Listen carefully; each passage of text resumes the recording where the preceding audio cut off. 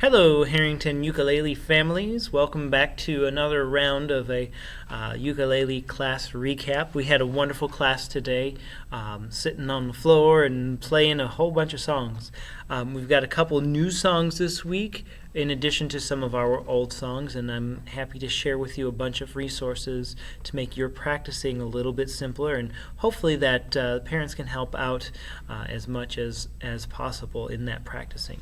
I'm sharing with you my Google Drive folder of my MIDI for Kids resources. There's going to be a mix of ukulele and guitar resources in here, but I'll draw your attention to just a couple of things. First of all, I have a folder inside that folder called Ukulele Songs, and these are almost all of the songs that we've played so far, even a couple extra ones, songs that we're going to be working on for quite some time. And as the year progresses, I'll put in additional songs and whatnot.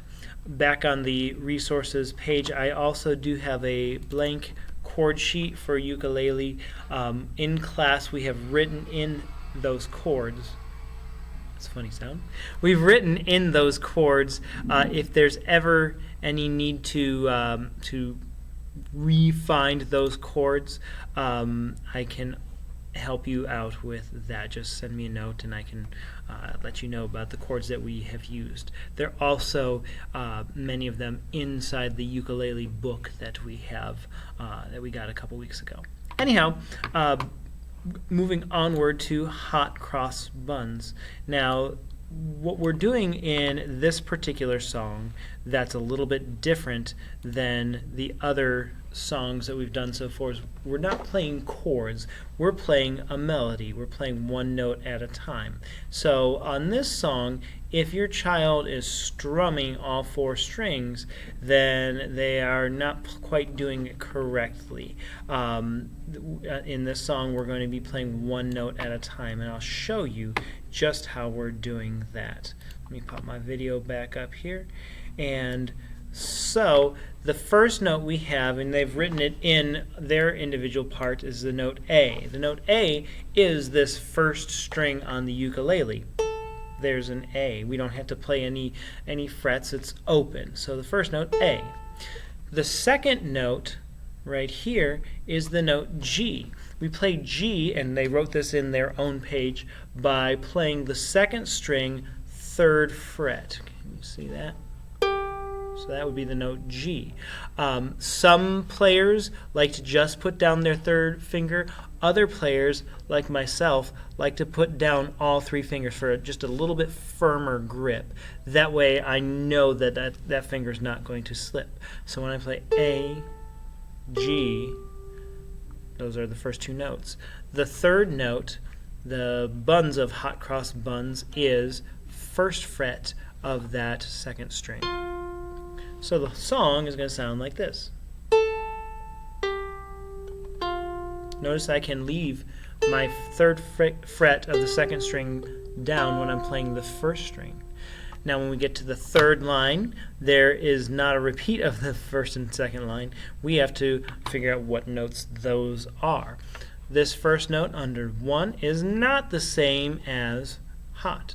It is not the same as cross. If you notice that it sits in the first space, the lowest space, though that is that F that we played here and here. So all of these four notes are played with, that's correct, the first fret of the second string. And these four are called G. They'll all be played third fret. 1 up penny, 2 up penny, hot cross buns.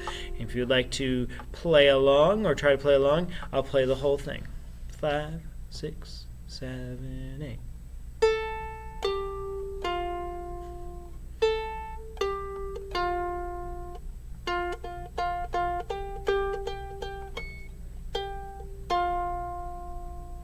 And if your child sounds like that on the first go around, please take a video, post it on YouTube, and make it go viral, because they've done a really nice job if so.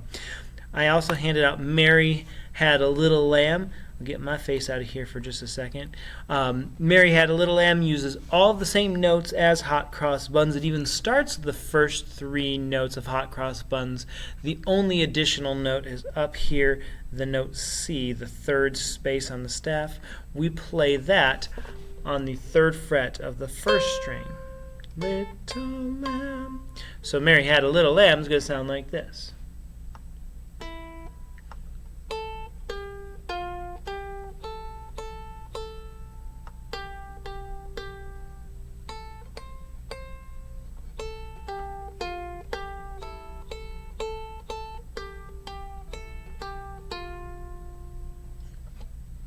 And again, if your child sounds like that on the first go-around, you should feel very blessed.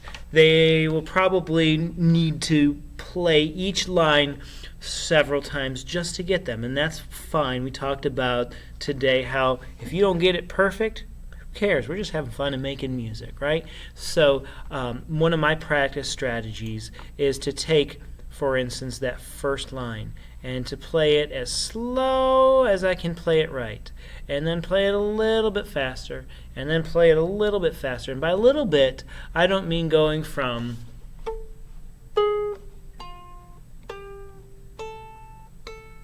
to, that's not a little bit, that's a lot. But if you can go bit by bit a little bit faster, then it makes it a whole lot easier. I would suggest taking each line and separating it out, looking for patterns. For instance, this first line, I'll give it away, is almost exactly the same as, bingo, the 3rd line. So if you notice that, then it makes it a little bit easier for your practicing.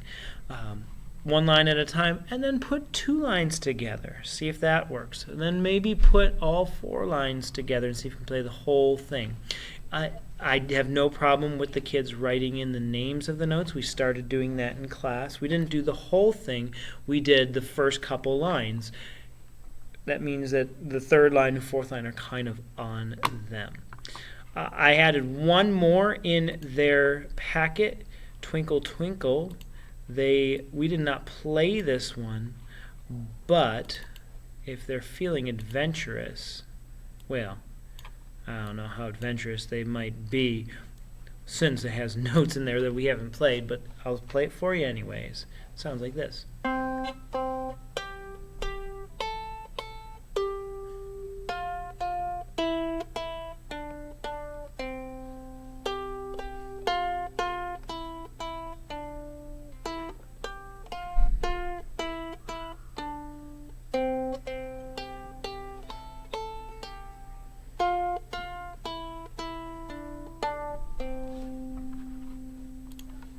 Now, of course, I make a couple mistakes here and there, and that's just fine. So if your child is making mistakes in their playing, have no concern, have no worry. If we come back to some of the songs that we were working on last week, just as a refresher, we were looking at Chicken on the Fence Post here. One of the things that I showed them was that your strumming pattern does not have to be very strictly 1 beat per strum. It doesn't have to go chicken on the fence post, can't dance Josie. That would be all down strums. That's when we strum this way. If you can see my hand, that's going down this way and using the back of the fingers. We can also up strum, which is the thumb coming up and using that thumbnail. So you might hear something like this. Chicken on the fence post, can't dance Josie. Chicken on the fence post, can't dance Josie. Chicken on the fence post, can't dance Josie. Hello Susie Brownie-o. Makes it a little bit more interesting. You might mix up some of your down and up strokes. This is where you get to be a little bit creative. Chicken on the fence post, can't dance Josie. Chicken on the fence post, can't dance Josie. Chicken on the fence post, can't dance Josie. Hello Susie Brownie-o. Of course, it takes a little bit of time and a little bit of work, and that's fine. Be creative. Check out some new techniques. Look up videos online on YouTube and such. The winner of America's Got Talent this season was a 12-year-old girl who played and sang original songs on the ukulele. So there are some really great things out there. I hope this helped. I hope that you're finding these videos to be helpful.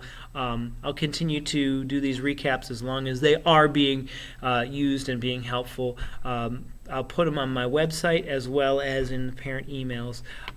But if you ever have any questions, feel free to give me a call, 704-1924, or email me at chris_koenig@roundrockisd.org. Thank you for watching, and happy practicing.